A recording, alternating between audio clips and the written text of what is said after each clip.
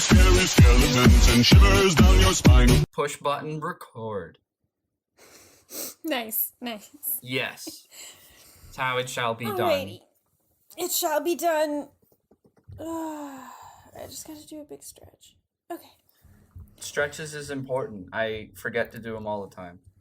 Yeah. Ugh. I don't know. We're getting old, and I have to start moving my body more. The gym. I love the gym, and It's too much effort. I have Pepe the Frog sitting next to me. Pepe. Pepe the Frog. I'm surprised I got it to look so cool. I thought it was going to be a disaster, which, in the land of memes, a disastrous Pepe is still a Pepe. Mm-hmm. But well, it came out pretty good. Welcome to the show, everybody. Hi.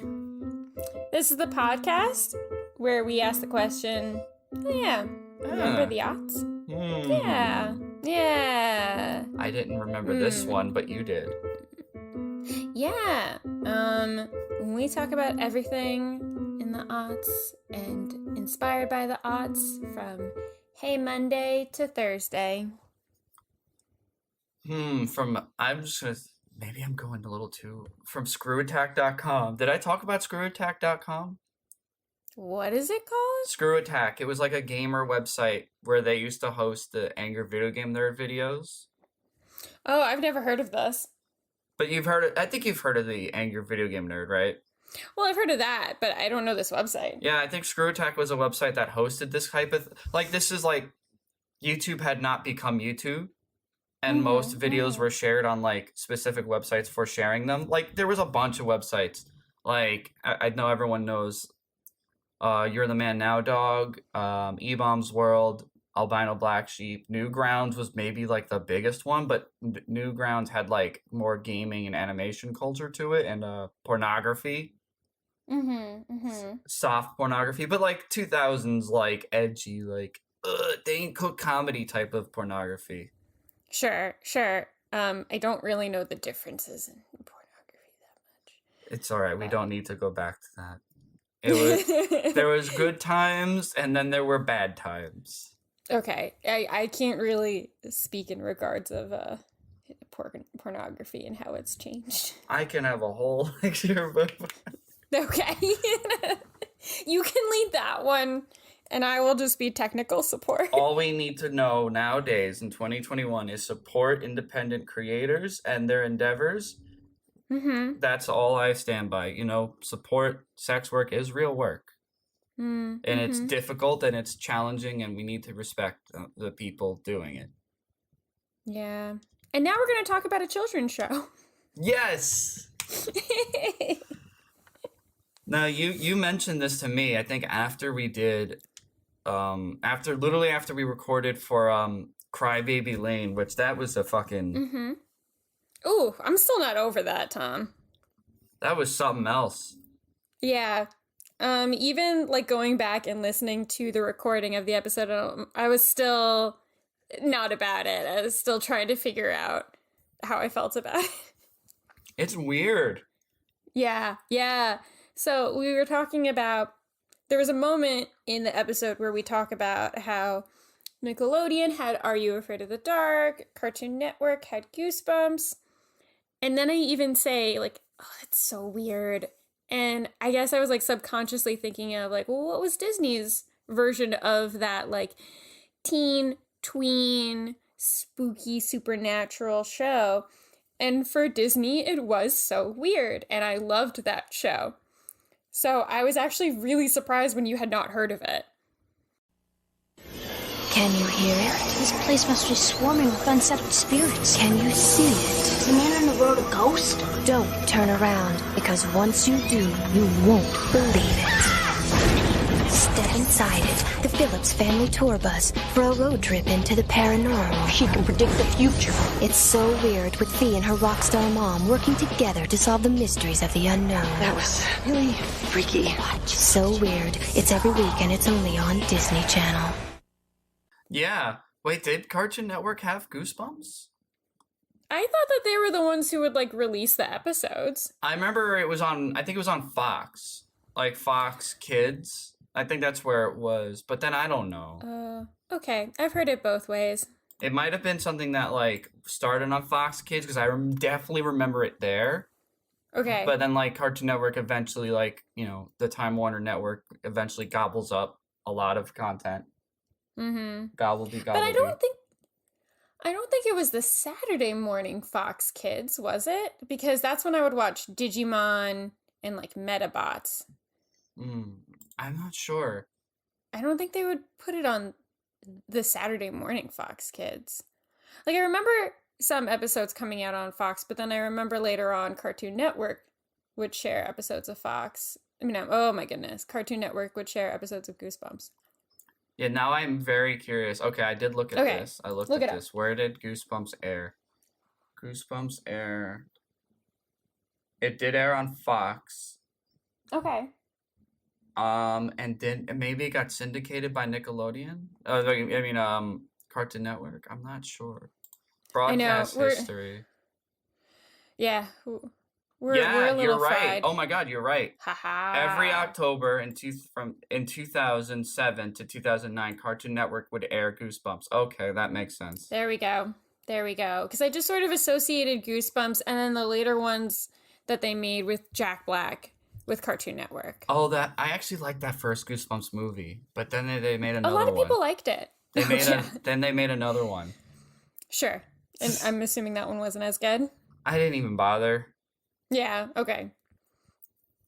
Yeah, a lot of people like the Jack Black one. Oh, yeah. Oh, I remember it being received well.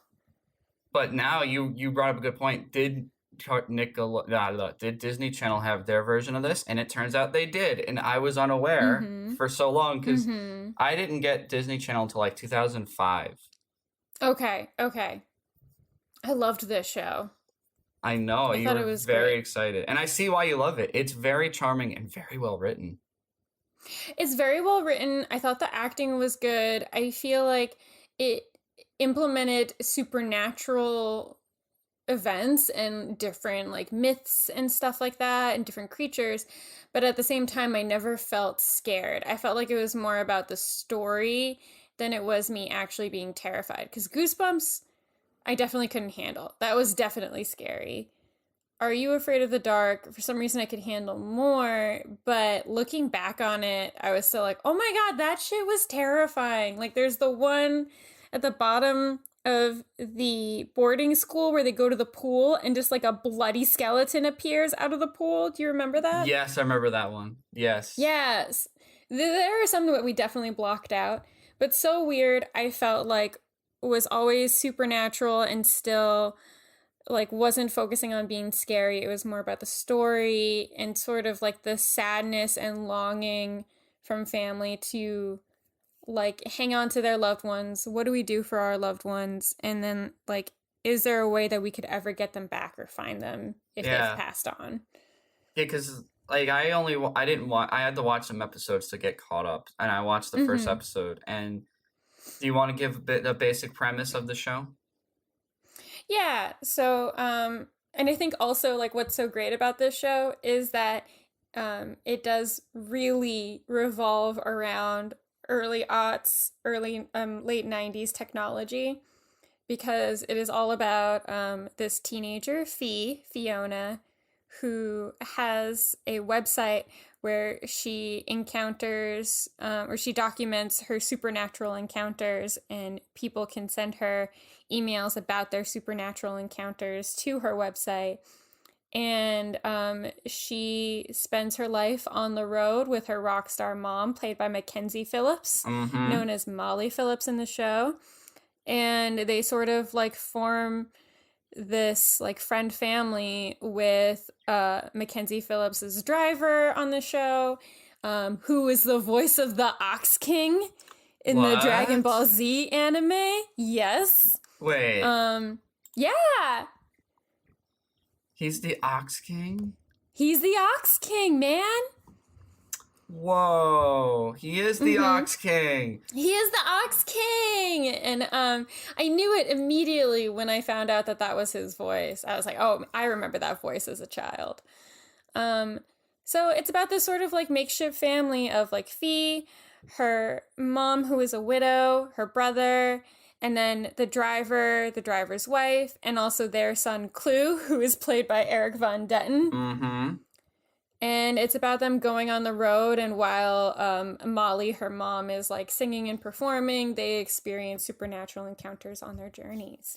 And it's not just like made up, like you're saying, it's based on like real folklore and real history too.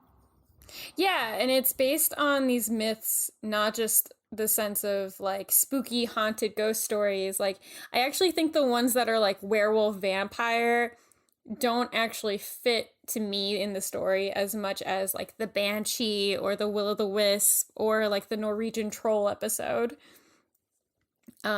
Another one that I really enjoyed is the episode where Fee plugs her laptop into like an internet cable at a hospital, and then she's somehow able to connect with like the psyche of a girl who is in a coma, and she like uses her laptop to connect to the little girl in the brain, like the age she was when she was in the coma, and somehow navigate her home and wake up from her coma. That's so like deep. It's so good, and I just feel like this show is more about like family and sort of like the great sadness of loss more than like, oh my god, I'm gonna scare you. No, that's true. So the show starts in, oh my gosh, hold on, I went to other shows. I have to say though that it's not a big deal because it's like a fantasy show. You know, you gotta, take it as is. I didn't realize they lived on a bus at first. Oh yeah, I loved that. They live on a bus, which is like, as a child, that's exciting. Like, oh, you get to live on a bus. But as an adult, you're like, I never want to live on a bus. Yeah, you hear from musicians who tour that they hate living on a bus because it's like claustrophobic and you can't get anywhere and you're just stuck together. So the show starts in 1999, right on the cusp of coming into the aughts. It stars Cara DeLuzia, who at this point had just been in like a couple of Ashley and Mary-Kate Olsen home videos. And Mackenzie Phillips, who at this time is like trying to reinvent her career. I thought this was a great role for her because she kind of plays like a pseudo version of herself. And then, so it stars Cara DeLuzia for 2 seasons, and then after that, she decides she wants to go on to other things and try acting, and they replace her with Alex Johnson for the 3rd season, and nobody likes it. I was gonna say, like, I mentioned it to you, like, I did some look into the production of the show, and when I realized she left, I was just kind of like, wait, she's like the heart of this. How does the show continue without her? Right, and I think that was always going to be the case. I mean, my mom and I watched the first episode of the 3rd season to see how they would make it work, and you just sort of lose that connection because it's not her family. Like, what made Fee work is that, like, it is her family, she does everything to protect them and find her father, or like what happened to her father, because he died in a car accident when she was 3, but throughout the show's run, they imply that he was also really into the supernatural things and that the car accident could have been caused because of his interest in the supernatural. Okay. Yeah. So she tries to uncover it as she goes. As soon as you lose that main character, what is the point? Yeah, I was gonna say, like, it's... And then, like, the thing they say is, like, oh, she wanted to live a normal life. It's like, no, she was fairly hell-bent on this. Yeah. And I don't know. I feel like the plot, like the moment where she like passes on like her family's ring that sort of like protects them from the supernatural, she passes it on to Alex Johnson. That's just a bad move. Yeah. You shouldn't be getting rid of your family's ring. Just handing it to some girl who wants to be a musician. Yeah. So then that girl goes on to the end's instant star, Alex Johnson. And also, I don't know if you knew this, so Cara DeLuzia goes on to Boston Public, which is a TV show that only runs, I think, for about 2 to 3 years. My mom and I started watching that because we recognized her as Fee. and she's like a teen who is pregnant. Guess who's also on the show? Captain America. Chris Evans. Chris Evans. Amazing. Captain America was on this small TV show about a Boston high school and its teachers and staff.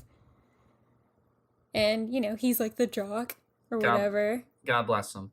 Yeah, he's got the Letterman jacket on. Amazing. So, Fee was on a show with Captain America.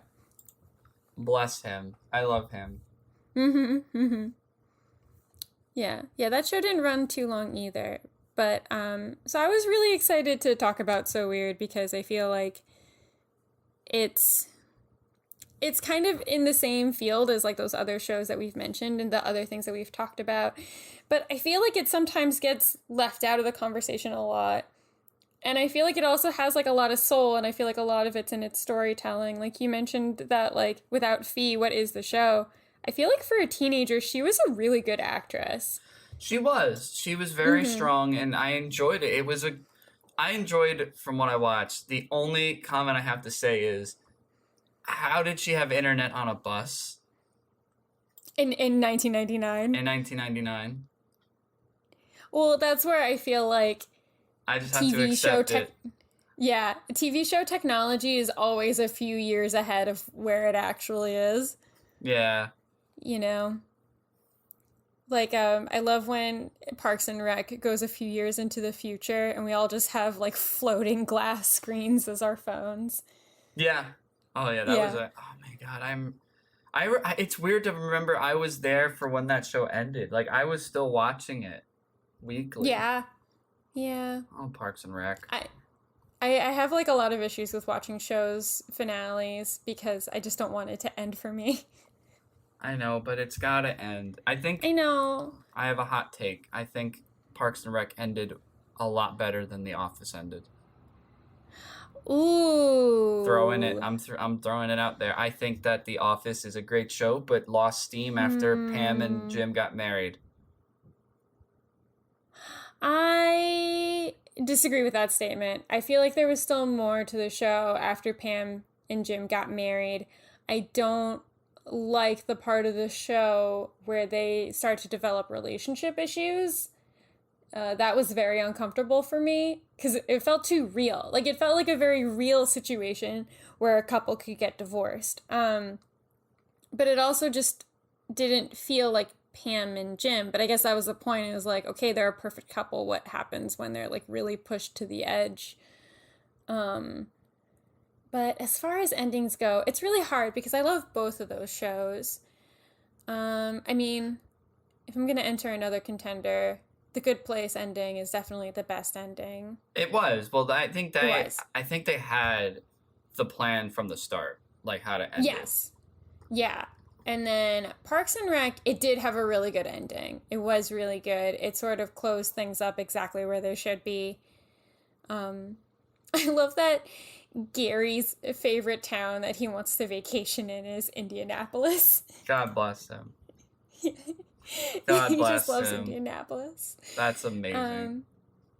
But The Office, I do have some issues with The Office ending. But at the same time, like, that's another show that, like, it took me a really long time to watch the ending. Although I really love the wedding. I love Dwight's wedding. No, it was beautiful. That part of it. It was nice. I don't like the documentary interview part of it. I like the Dwight's wedding part of it. Yeah, that's fair. Yeah. But, what episodes of So Weird did you watch? Do you want to talk a little bit about that? Sure. I think it's also because I watched the first episode. It's a great place to start. Yeah. So, first episode, they go to Chicago, and they're performing at the theater, I think that was either replaced or next to the famous Chicago fires. Oh. Mm-hmm. And the whole premise is... The cow. Yeah. The cow. The basic premise is that Fiona starts to see a ghost in the building, and she has to unpack his story and try to help him get, put him at peace. It was a very, it's only a 27 minute show.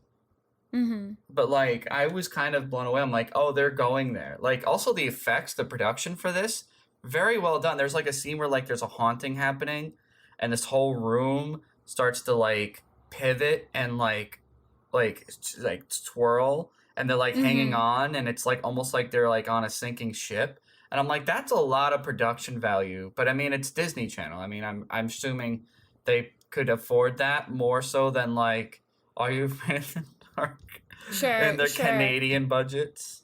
Sure. I do feel like taking on the subject of, let's start a children's show on Disney about child death and a child ghost. Yeah, that's what it was. It was I don't even want to necessarily It's a ballsy move. To the spoiler, but yes, to spoil it.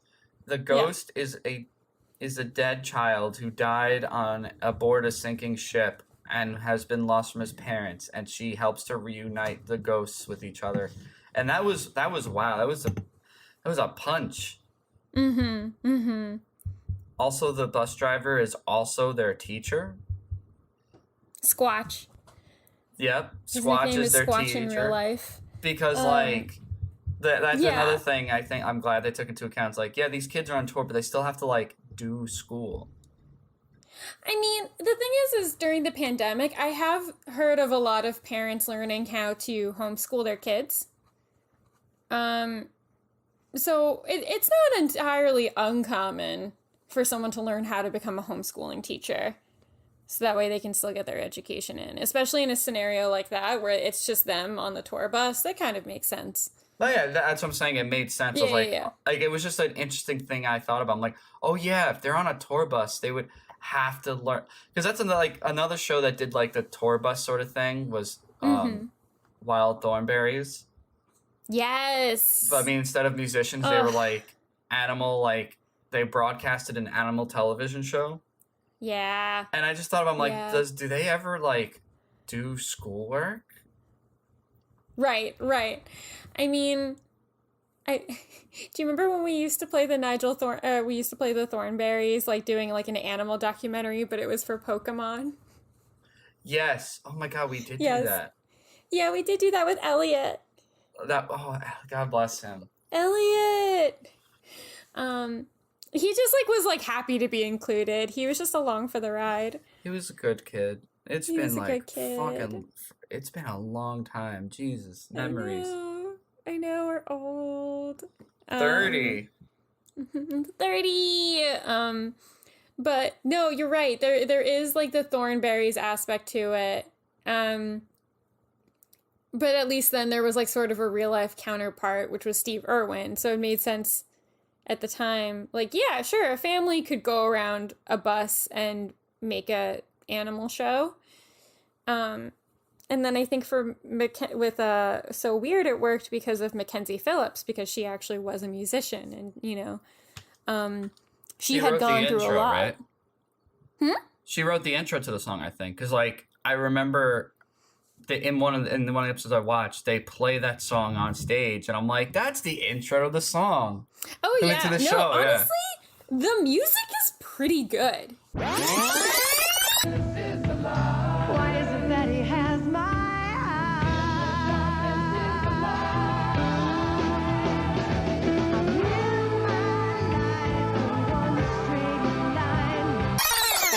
All right, this is gonna be a hot take. I'm so sorry. I don't. No, do you not like it? I don't like the intro song, but I loved.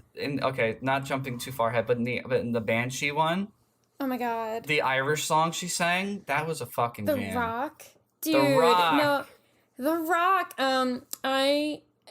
Maybe it's because I heard the song as a kid, the intro song, so that when I heard it as an adult, it just sort of immediately came back to me, and it felt nostalgic. So maybe it's that. And then when I watched the Banshee episode and I knew she was going to start singing, there was a part of me that was like, okay, I knew this was emotional as a kid. I don't know if it's going to hit the same as an adult. It hit even harder as an adult. Oh, no. Yeah. It was emotional. It is. I have it pulled up right now because I'm like, yo, that song slaps. It's beautiful. It's intense. Yeah. I like in that episode that she keeps calling him Da. Da. I liked that as a kid. I thought that was great. I liked her Irish parents. Fee's Irish grandfather. Mm-hmm. The rock fought my spirit, the rock fed my anger, the rock broke my heart like the waves of the sea. I tried hard to fight, but it still grew inside me. This island, my Ireland, the rock is in me.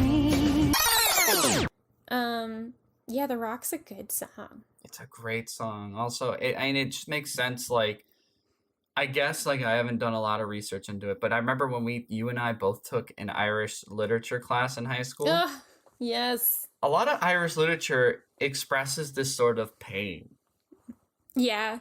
but makes it beautiful. Irish people love singing about pain. But making it beautiful. Like, there is always a hint of optimism. It's not nihilistic.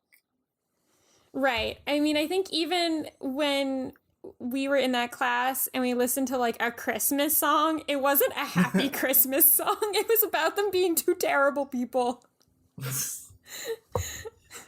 That was awesome. I think Oh the my Hives God. covered that Christmas song. Probably. But yeah, that was the Right. first episode, like, and then I was like, all right, I'm gonna watch the second one. Did you do you remember the second one? It's she gets like psychic emails. That one I don't remember. All right, so the basic premise is her computer is being sent psychic emails that predict things are gonna happen. And it starts off small, like, oh, your mom's gonna say this. Oh, but then your mom's gonna get this review in this town. I forgot where it was. And then it gets intense, like, oh, your boss is gonna kill somebody. Jesus. And it's a race to her trying to like figure out when this is gonna happen to stop the boss from killing somebody. And the way the story unravels is actually pretty interesting. It was pretty good. It was fun. Mm-hmm. You know, it's a different pace. Like, I like that it went from all supernatural elements, like the first episode's a ghost. The second end is psychic emails. Yeah, and I think that the setup for the show made it quite easy for that, right? Because they're traveling from place to place. And you can adopt local legends, local folklore. So that worked really well in its favor. And then, like, because then after that I did watch the Banshee one, because I love Banshees. It's weird though, because like I like that in this, the Banshee is more of an emotional support. Like, it's parallel with the real life, like, fear. Because like, if anyone's not familiar, the Banshee in Irish folklore is the like spirit of a woman who, or like an entity that plagues like a family, and when someone is set to die, the Banshee does she screams, and it's supposed to be like an omen to someone's death. So there is this encompassed like fear and fear, anxiety, but also like realization that death is a part of us, and how she has to face that. It was that was a wild episode. Normally I see banshees as a terrifying creature because of that scream. Just a woman screaming in a field for no reason is terrifying. Yeah, just even the sounds, like when she starts to hear the banshee is kind of terrifying. Like, you're just going about your day and then you just hear this like low wailing sound. Yeah. I don't think this banshee was very scary, but I think it works in its favor that it's not. This banshee was more almost like really like a spiritual cosmic entity that just is. Kind of like how death is. Like, it's just a factor of life. Yeah, it feels like it's just there more to serve a purpose. And even when she says, like, you can't take him, because she's like, she's visiting her Irish grandparents, and there's some unsettled tension between her mom and her grandfather, but she loves her grandparents, and clearly, like, the grandfather is aging, and he is met, like, in his sleep by the banshee. So Fee tries to like challenge the banshee to like stop her from taking her grandfather, because she like wants more time with him and she doesn't think it's fair. And she has this big scene where she is like basically challenging death. Yeah. And I mean, like, she really sells it. Like, if I was really anticipating to go back and watching this show and being like disappointed by the child acting in it, but she actually does a really tremendous job, and you can tell she's like really feeling it. And they say like, oh, there needs to be a balance. It like if we don't take your grandfather, there needs to be a balance. And they don't really say this, but it's heavily implied that years of her life are taken off so that her grandfather can stay. Interesting. Because after the banshee says to her, like, your grandfather will not die tonight, and then she's like, there's like this big light, and then she sort of just dropped in the middle of nowhere, and she's like freezing cold, shivering, and wet. Interesting. So it's implied that like years of her life have been taken from her. I didn't think about that. Mm-hmm. I think I was more, because also Fiona talks about her father.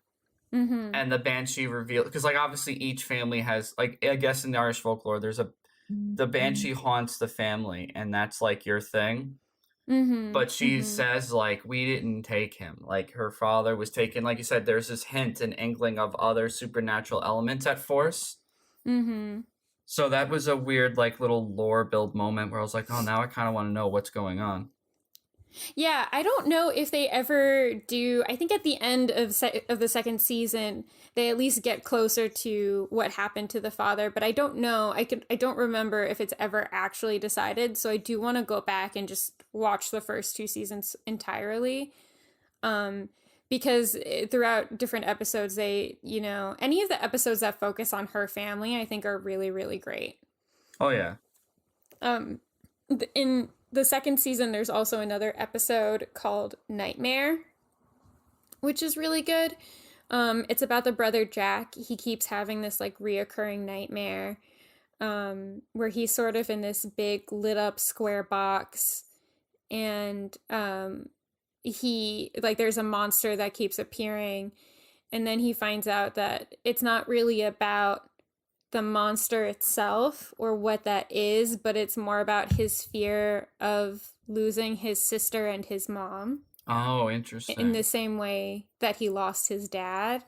And I think it coming from the son's perspective tells a lot about how boys are taught to grow up and not express their emotions. So to make him the protagonist of that episode and make it about his nightmares and not necessarily Fee's, because he was a lot older to have like a lot more memories with his dad, I feel like was a really great writing move. Yeah. Yeah.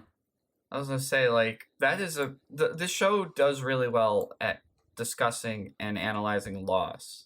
Yeah.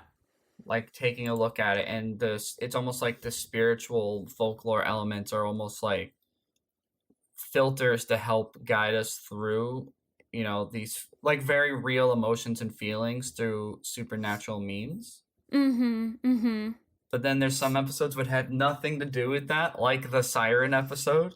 Right. Featuring Eric Lively, another Lively. We talked about Robin Lively from Teen Witch. Yes.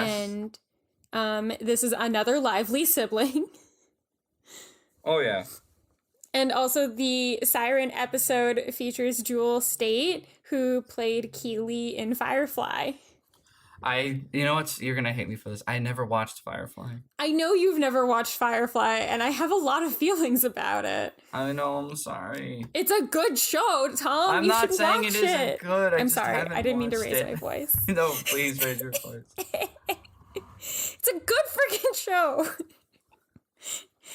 The first episode, you may not realize it, but it's really good. I'm a little disappointed by the movie for lots of reasons, but one of the things is that the show is really good. Keely's amazing. She is the ship's mechanic, and Joe had a theory that had the show continued, you would actually find out that Keely was like a type of technomancer, because the way she communicates with the ship or speaks for the ship is very much like she has this other connection to it. Whatchamacallit? Isn't there like a weird thing where when they aired the show, they aired it out of order. Yeah.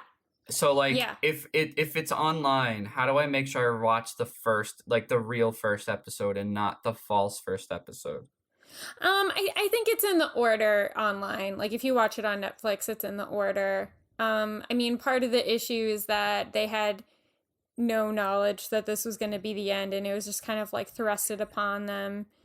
So the last actual episode, I think, is like one where Mal, Nathan Fillion, has to bring home the body of one of his fellow soldiers who was like a young kid when he was the captain of the like anti-alliance. But what they show in order is that this episode with a mercenary is the last episode, because that tells you a lot more about like River and what River is capable of. Okay. Yeah. Isn't it Just did watch come it. It did come out in the Aughts, so you can make me watch it by doing an episode on it. I know. I thought about that with Pride and Prejudice last night too, when we were talking about Lars von Trier. Fuck. I don't. Fuck I feel Lars like- von Trier. I feel like I'd actually have to explain a lot more about Pride and Prejudice to you than I would Firefly. Lars von Trier hates women, and he is probably a Nazi. Yeah, I just don't like Lars von Trier. Like, there, I hate said him. it. We're both film people, and we don't like Lars von Trier. I think I have a stronger hatred to this man. I think it's because I hate the idea that his movies are so linked and tied to the horror community. But I was like, going to say, I think you have more of a connection to the demographic that he usually falls under. but like most, like I think a lot of horror fans don't like his movies, but a lot of horror fans who want to look smarter than the average horror fan and also want to pretend to be film buffs, they love Lars von Trier movies because art, and I'm just like, fuck that. I hate this. I hate his stupid. He also, like, because you were mentioning the movie, what was the movie that he's most known for? I mentioned a few of them. I mentioned Dancer in the Dark, which I don't care for. And then the one where Emily Watson gets stoned to death, which I don't care for. And then there's Antichrist, and that was the one I was supposed to watch for a class. Oh, don't. And then Don't watch it. And then there was Melancholia. Jesus Yeah. Christ. I Bjork? think- Oh, Bjork. It was Bjork and Dancer in the Dark. He abused the shit out of her. But nobody Sure. talks about it because it's fucking art. It's like, no. Abuse is abuse. I don't give a fuck. Yeah. Also, I don't know. Dancer in the Dark is definitely one of those things where like art music film people like to act like they're such a big fan of. And then I'm like, but do you actually enjoy that movie? Like, nobody tells me they like Dancer in the Dark. They just own it. I mean, I think if you actually, and I'm calling you motherfuckers out, if you actually sit, and this is coming from a guy who watches Friday the 13th movies, if you sit and watch a Lars von Trier movie and actually say that you enjoyed it, like you actually enjoyed it unironically and said, I like this movie, I think you might have a problem. Right, because like all of his movies end with violence against women. And that's Always not, like, violence against stark. women. Yeah. I don't care I mean, that if I in don't- Antichrist, Willem Dafoe rips his penis off, that doesn't make up for the fact that he's abused women in every movie. Yeah, and also, you know, he says like, oh, this is part of my depression trilogy. Bitch, like depression does not mean causing violence against women. If your depression involves violence against women and like these stories somehow help you deal with that, then you need to figure out some other issues. Like, why is it that violence against women helps you cope with depression? Yeah, that should be a problem. If you are like, I am not depressed when I'm actively committing visual violence against women, I think that calls into question a lot of things, and maybe therapy would help. Making movies where you actively assault women is not therapy. Yeah, I don't understand Charlotte Gainsbourg's connection with him. I love Charlotte Gainsbourg. I think she's a fantastic actress. I love her as a musician. I think she's a wonderful musician. I know her father was also a famous French musician. I think she's great. I just don't get it. I don't get it at all. Whatever. Oh, and he also made those terrible Nympho movies. Yes, yeah, I think that was supposed to be his like last couple of movies with her in them. But like, ugh, I don't know. It's too much. I will say, I think I had there's a lore at my job where some people I work with, I talk about how much I don't like him, and we call him the man we shall not name. Yeah. Because Well, he's it's just, also like, not liked. I think the same person who says they like Lars von Trier is the same person who says that the best Darren Aronofsky movies are Pi and Requiem of a Dream. Oh, those are hard. Requiem for a Dream is a very tough movie to watch. Like, Yeah. I watched it when I was younger, and even when I was younger and dumber, I was like, I never need to watch this again. Yeah, sure. Never again. Yeah. Black Swan is, I do think, is a really valuable movie. There are some questions whether or not that is associated with a famous Japanese anime movie. I don't know enough about that. I liked Black Swan, but anything other than that, I'm like, this guy, just take away his scarf privileges. Yeah, you need to... Courtney, we need to make movies and not be like, we just need to make non-pretentious real movies. I don't know. Non-pretentious, just real movies about real things. But I also like fantasy situations. Well, I mean, like real emotions, like within. I fair. think to tie it back to the show does back to the children's show. tackles real emotions through the. It does. I was listening to, oddly enough, and I promise it will tie to this. I was listening to a film critic.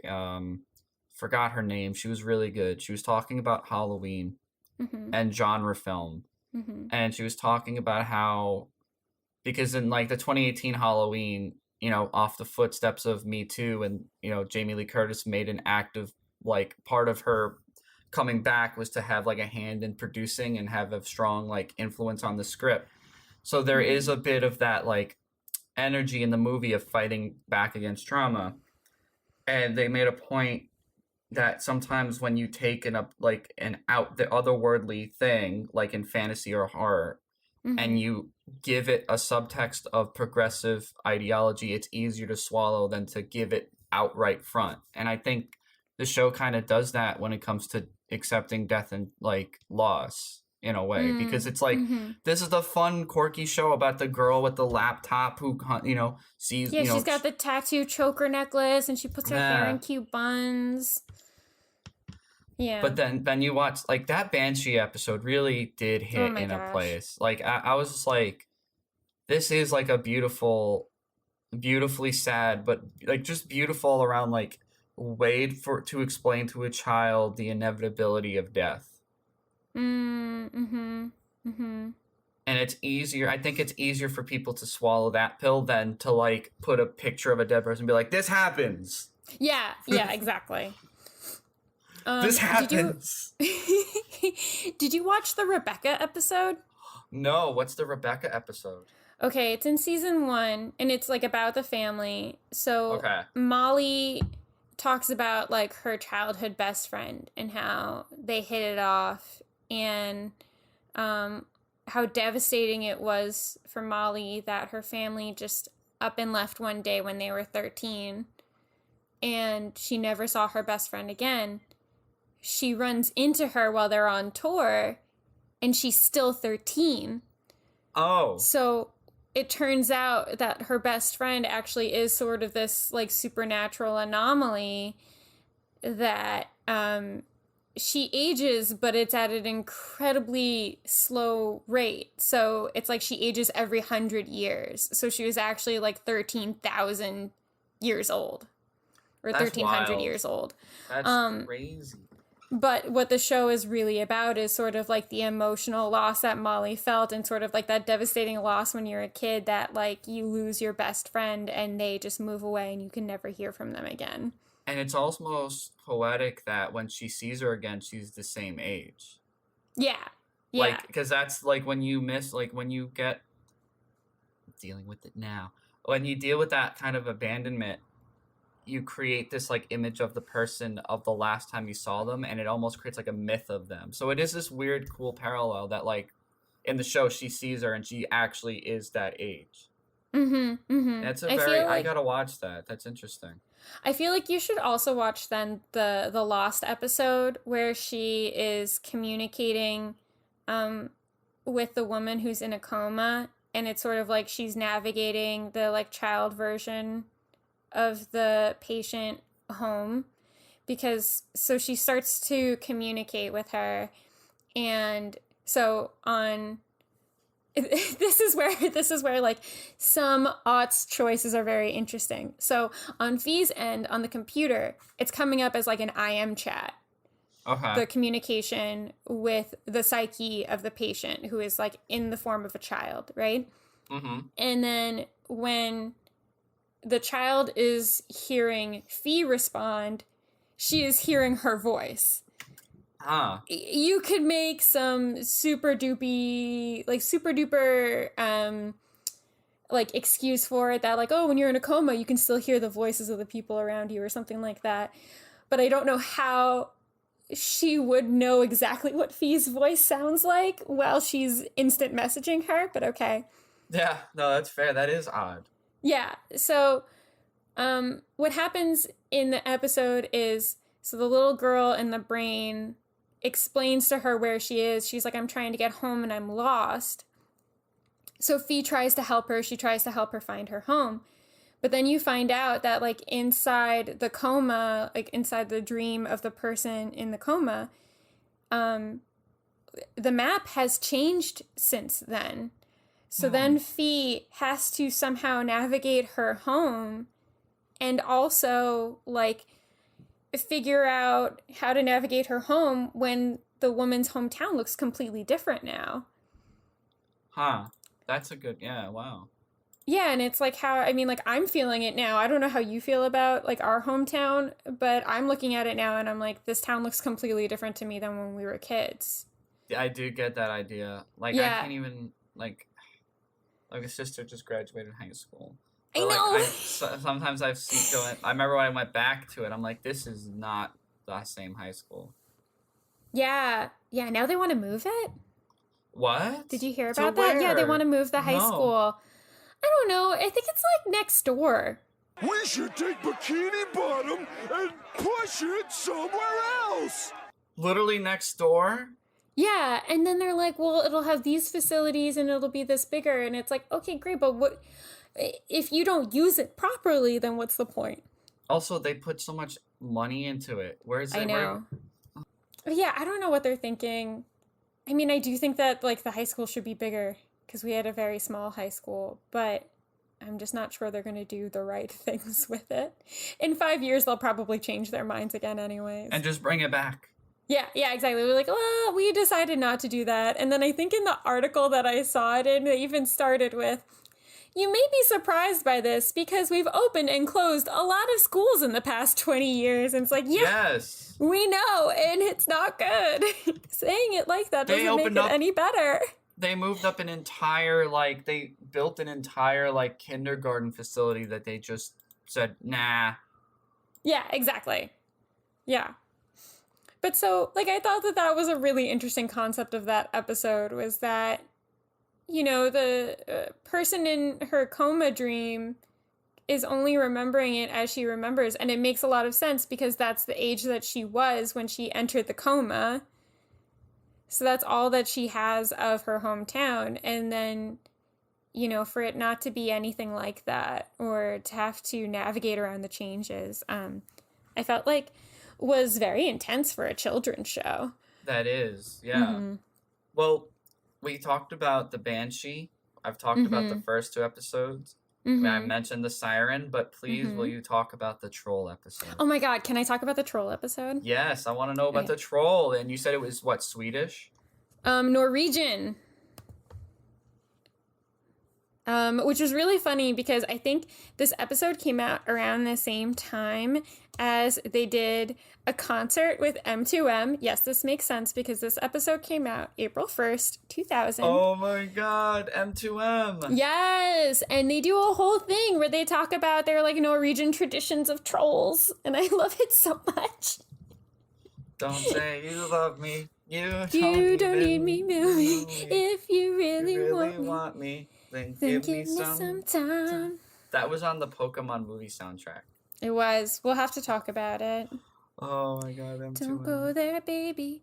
Not before I'm ready. Don't say your heart's in. Okay, all right. We'll have to do karaoke one day where we only choose M2M songs. Yes, please. Okay, so they have to pull over their tour bus for a reason, and it's like right in front of this bridge that apparently like needs work, or like there's some reason they can't get across the bridge. And then they come across this old woman in like hilariously traditional Scandinavian wardrobe. Queen And shit. yeah. And she just starts asking them questions while they're staying with her, like in her kitchen. She'll just ask them questions, and then if they get it wrong, they turn into vegetables, but they God still bless. have their faces. Oh, that's It's amazing because it's That's so weird. that would bug me out quite a bit. Yeah. And then, also her name is Astrid. So Fee starts to question what's going on, and I think she's the one who finds the vegetable who looks like her brother. Oh So she boy. starts freaking out. I don't think Eric Von Detten is in this episode. He's not in the cast, so he must have been off the show for a little bit, but it does have his quote-unquote brother, Eric Lively, in it, Carrie. So she answers the trolls' questions, and then it turns out that like Astrid is not like a cute little old woman. She's actually like this big, huge, like terrifying troll man, and it's just so funny. I love that the troll in the female form is named Astrid. Ooh. I love that it's like a gender swapping troll. God bless the troll. God bless the troll. We're not about like troll gender conformity here. Yeah. Trolls are allowed to be whatever gender they choose or not choose to be. We're breaking all the gender norms. That's right. And it's just like, it's a really wild episode because like somebody had to either like chisel the faces into the foods or create prosthetics for it. And it's just it's oddly eerie and also hilarious at the exact same time. As a troll should be. Yeah. So I feel like it was around this time where like M2M was talking about like Norwegian trolls, and then they have this episode come out. It's a good episode. Hell yeah. So, and those I are will the take your episodes that word. I do really enjoy. I like the ones that are based off of like folklore and mythology and like urban legends instead of like werewolves and vampires, which they do have a few of those episodes. Ooh, all right. Yeah. I'm sold. I might revisit because there's gonna be like a day where I just want to watch some like Halloween TV shows, like watch some Are You Afraid of the Dark, some Goosebumps. This will definitely be on there. Some Scooby-Doo, which I wanted to pitch this before we wrap. Okay. I wanted to pitch it to you. I'm gonna leave this in. Mm-hmm. How would you feel Mm-hmm. about for the final episode in the series? Mm-hmm. Can we talk Scooby-Doo, the 2002 live-action movie? Oh my god, I love that movie. Can we talk about it? Oh my God, James okay. Gunn's Scooby-Doo. Wait, James Gunn directed that? Yeah, he wrote it. He wrote Oh my both. He God. wrote that and the sequel, which I haven't seen the sequel, so I'll Oh. watch that one too. My goodness. Okay, Tom, I mentioned a scene in the second one in an office meeting, and it was received with just a deafening silence, and I felt very uncomfortable. Really? Why?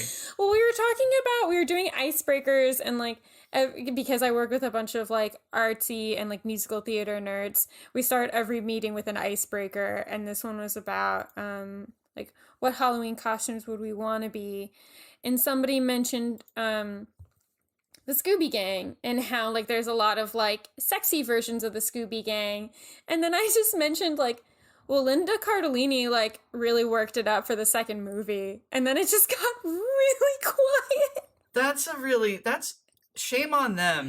Nothing you said was bad. Everything you said was correct.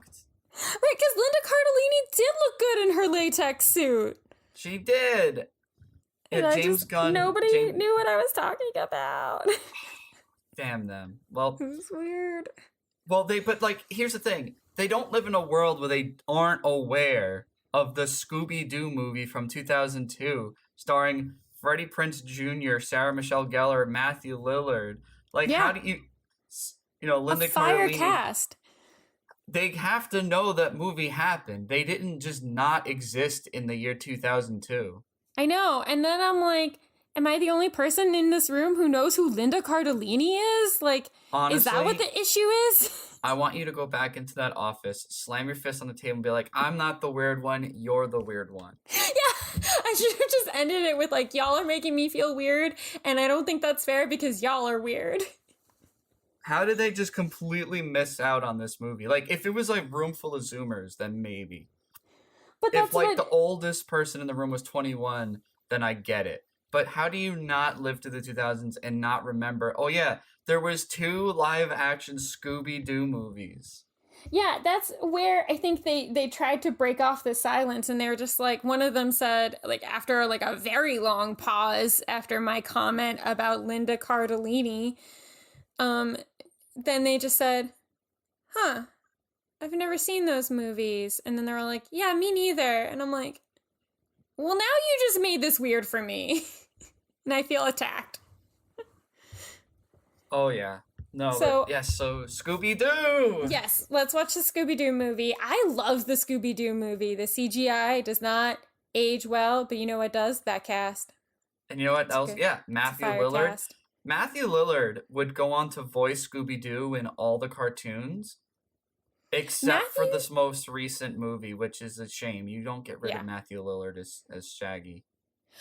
Griffin Newman from Blank Check actually auditioned for Scooby for the newest movie. And Really? I don't think that has anything to do with Matthew Lillard or Griffin Newman. I think that has everything to do with the administration of that movie, because he had said that he was told during the audition, okay, do whatever you want. Do whatever you want to do for Scooby, because we want to do something completely different. He does something completely different. And then he gets a rejection letter because they said, you know what, we're going to go with the guy who used to do it all the time. No, they for the Scooby I think it's just called Scoob. Mm-hmm. And I think it was, and it's not a bad guy, it's Will Forte. Oh, I love Will Forte. Yeah, I love him too. So like, Do you know he has a lisp? I did not know he has a lisp. Yeah, that means that he actively had to act against it during SNL and Last Man on Earth. Wow. Yeah. That's impressive. So yeah, it's not that there's nothing against Will Forte, but like Matthew Lillard's been Shaggy for so long. Wait, is it Shaggy or Scooby that he Shaggy. was? Yeah. Oh, it's Shaggy. Matthew Lillard, Okay. Yeah. Matthew Lillard's been Shaggy for a long time. Oh, okay. Okay, I thought so, but then you said Scooby, so I was confused. Oh, I might have slipped up. I'm sorry. It's okay. So Griffin Newman did audition for Scooby. Okay, And then they that were makes like, sense. never mind, we're going to go with the person we've always used for Scooby. Wait, Amanda Seyfried plays Daphne in the Scoob movie? Sure. You know what? Sure. All right, so Scooby-Doo, written by James Gunn. He wrote both. It's a great movie. I don't remember the second one. I've only seen it once. I think when I had pneumonia once. And I don't really remember much about it, but I do remember Linda Cardellini. Yes. And also Peter Boyle. I think Peter Boyle's in the second one. Yes, he is. I think he's in both. No, I think he's just in the second one. I don't think he's in the first one. Who would he be in the first one? I don't know. Maybe I read it wrong. No. Yeah. Amazing movie. Bad CGI. Amazing movie. Isla Fisher. Isla Fisher, that's right. Yeah. She is in the first one. I'm excited for this. Are we going to watch both of them or just one? I'm down to do both, but Okay. we could just say the first one if time allows. Okay. Well, All right. Speaking of time. Yes, it is time to wrap the show, everybody. Tom. Yes. Since you are new to So Weird, I want to ask you first, because you have a very unbiased opinion. Okay. Do you think that this show would be as successful today as it was back then? I don't know what the kids are watching, Mm. but I think that with the quality of writing and the quality in the production, I think it would do well. I think Yeah. it would do well for a spooky audience. I think it's time kids get another spooky show. I don't think there's been a lot of spooky shows for kids in a while. Oh, apparently the teens love Squid Game, though. Yes, but that's the thing. Like, I think remember how we talked about how like all the networks, as they began more, they started to franchise and market more. They started to become more family friendly. Mm-hmm. I think kids are always inevitably going to be curious into the macabre or the supernatural or the mysterious. And I think when television stopped giving it to them, kids found it on their own. Like there was definitely a prominent rise, especially in the early 2010s, of kids becoming obsessed with like creepypastas and Five Nights at Freddy's. Like I remember when Jonna was young, she loved. So like kids are always going to love spooky shit. So I think it's time, like if this came out now, I think it's the perfect medium of being family friendly with complex storytelling and just spooky elements. So I think I'm going to say yes. I'm going to say yes. Okay. Kids want and deserve spooky things. Yeah, I was going to say, I feel like Gen Z is a sad bunch. And I think that they would like the sadness of the show. Yes. Yeah. But I totally forgot that Gen Z is the generation that grew up with Five Nights at Freddy. No wonder they love Squid Game. They're like, this is my whole life. A race to make money to pay off my debts. Yeah, and they're literally seeing it happen in the pandemic, you know? God, poor Gen Z. We have to protect them. Well, what do you think? Do you think it would hold up?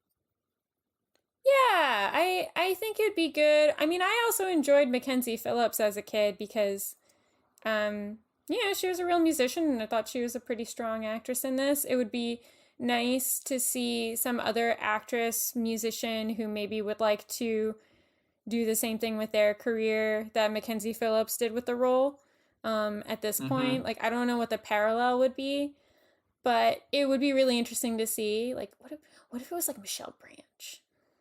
You know? Ooh, okay. That'd be so fun. I don't want it to be remade because I feel like it would just be TikTok influencers and it would be terrible. Oh, no, that's upsetting. But I think the concept would be really good. Yeah, the concept is great. Yeah. All right. Well, yes. What has been your obsession? Pepe the Pumpkin. Pepe the Pumpkin. I love how well my Pepe the Frog pumpkin came out. It is spectacular. I'm still on that pumpkin game. Also, I doing more photography when I can. I ended up last minute. I messaged you on Sunday. I was working, but I'm like, should I go to this thing where there's metal bands playing? And I did. I went, got some great photos, and made some great friends. The band's name is Solemn Visions. They're a local Brooklyn act. Very good. Very they're death metal with melody. Like they have some nice melodic interludes between the heavy, like very aggressive death metal, and I loved it. It was a great time. Cool. I'm glad you went. Thank you. Yeah. What is my obsession? I think the new Halsey album. Fair. I remember you messaged me about her new tattoo. I don't know if it's her new tattoo. It's just I was watching the live video for I'm Not a Woman, I'm a God, And then I saw that she had a little no face tattoo. Did you watch that music video? I did not. Oh, it was good. Okay. If I Can't Have Love, I Want Power is really good. It's hard to get off of I'm Not a Woman, I'm a God, because that's such a good song. But I guess one of her influences and an inspiration for the album has been Princess Azula from Avatar. Okay. And I feel like it makes a lot of sense because Halsey is someone who is also just filled with pure talent and rage and sorrow all at once. And it's like, you know, she becomes a mom and it suddenly makes her this like very powerful feeling creature that she's like, I can create life. I made a human. I'm a god. And then at the same time, like that's what we expect from people with uteruses, that we expect them to become a mom. But now is it like dangerous that Halsey feels this powerful from it? You know, now is that not okay for Halsey to express their experiences with pregnancy and and motherhood, you know? And I also just really love like the relation to Azula in the sense of like, if she couldn't have that childhood love from her parents, then she wants all the power in the world. And that's what I love about Princess Azula. Princess Azula is like a great villain in just like all of pop culture. So I like those two in like cahoots with each other. It's a Okay. nice pairing. So yeah, I would say the Okay. new Halsey album. Oh, how did I miss the obvious one? Halloween Kills. Oh yeah, did you like it? I liked it a lot. It's Yeah. not as strong as the 2018 one. Yeah. Like, I think the way I put it is that this movie suffers from being entirely the second act to a 3-act structure because Okay. they have the third one coming out, and it's like they were also filming this around the pandemic. The writing and some of the production got sloppy, but it has some strong themes. Okay. This one I really appreciated. They have a scene that finally addresses the unfortunate stigma this movie franchise has with the mentally ill. It addresses very tragically, like, mental illness does not equate to violence, and the stigma that mass hysteria can create is very dangerous. So I think that was very clever. It just suffers from being, you know, made during a pandemic, forced into being the second act, and just kind of got sloppy. But like, they do these flashback scenes. Like, the flashbacks, I would say, like, make up like 1/4 of the movie. They like flash back to the original night, like 1978, and it's shot super well. And they have a guy playing Dr. Loomis, and at first I thought like, oh, they did that face thing, they CGI'd his face. No, it's actually all makeup. Like, I watched the thing on how they did it. They took a guy and put makeup on him and made him look just like Dr. Loomis. And the show's stupid, but Harvey from the new Sabrina plays one of the sheriffs in 1978, and I love him. If there's anything to watch for that movie, I guess maybe because like the flashback scenes involve so little characters, it was probably easier to shoot and take their time because you can tell there's a lot of really good work that went into that. But then some of the larger scenes where there's like a lot of people on screen, I imagine like concerns of COVID, get everyone tested, having limited time. It's just, some of it felt like there's just some stupid elements, but otherwise I liked it. I dug it. Not as good as the last one, but a solid Michael Myers thriller. I think it's funny that in the first of a 4-part Real Housewives of Beverly Hills reunion, Kyle Richards apparently keeps trying to insist, she keeps like plugging Halloween Kills because she's in it. And it's like, Kyle, please read the room. Nobody cares about Halloween Kills in this setting, all right? We all want to know about Erica Girardi's money and financial problems, okay? Like, she will just chime in during the reunion and be like, Halloween Kills is coming out this October. And it's like, bitch, leave. Like, that's so funny. When you told me that, I was like, I had no idea she was in the Real Housewives. Oh my God, it's so funny. Kim Richards was also one of the original Housewives, and then Kathy Hilton comes on, and I think that Kyle is just upset that Kathy is on because she's clearly the richer sister. Oh, Jesus. Yeah, I mean, you can't beat Kathy Hilton. She's pretty great. But yeah, I think that Kyle's only plot to the show is like, I was in a Halloween movie again, and it's like, we are really focused on the fact that, like, Erica's husband, who was one of the lawyers in the Erin Brockovich case, has stolen money from airplane crash victims, okay? That's what we want to talk about here. Read the room. Yes, that's totally fair. Yeah. Guys, thank you so much for tuning in. Mm-hmm. This is the second to last spooky eerie solstice episode. Spooktacalur savings. I caught myself and saved myself there. Eerie solstice spectacular saving spice latte season. Yes. Although my coworker said it should be the eerie equinox. Wow. Feedback even after we adjusted for him. No, it was a different coworker. Kennard said it should be the eerie equinox. Oh, okay. Well, if Kennard said no. We will consider the equinox for the next sinister season.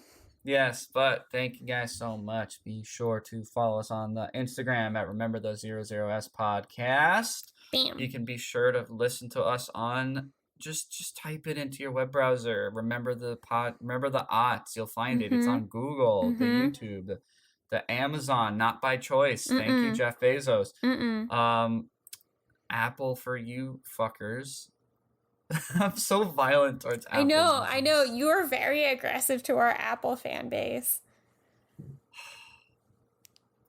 Although, funny moment, William Shatner in space is my favorite one. I should have made that my obsession. He was so funny. Oh, God. Oh, Jesus. No description. Wait, what? Jeff Bezos put William Shatner in space. What the fuck, man? He can't do something adorable like that. He's not allowed to do cute things like that. Although, I will say, William Shatner had such a profound experience, and he's also, mind you, he's sober. Oh, really? As soon as they landed, I wanted to know how William Shatner felt, but Jeff Bezos rudely interrupts to make it about himself and, like, cracks open champagne and sprays it everywhere and has the fucking gall to offer Shatner a glass, and Shatner's like, no. He's the worst. It's like, you asshole. How do you not know? He's the fucking worst. I swear to God. He almost just ruined that entire man's sobriety. How dare you? How dare you, Jeff Bezos? Yeah. God. But, I think I'm going to end this episode on the commentary from William Shatner, because it is maybe my favorite thing of all time, William Shatner in space. It is beautiful. Absolutely. All right, with that, guys, till next time. Bye. So I started reading about Ireland instead. And the interesting thing is, here's this beautiful place, but as far as I can tell, it has more mythical creatures per square foot than any place on Earth. But the scariest of them all has got to be the banshee. The wailing of the banshee is supposed to foretell death. The sound has been described as a mix of the cry of an abandoned child and the screech of a lost soul in torment. Nothing you'd want to hear at 2 a.m., which is usually when they show up. Some legends say that banshees only come to foretell the death of those who have royal blood. But others say that a banshee can follow any family of ancient lineage, especially those gifted with music and song.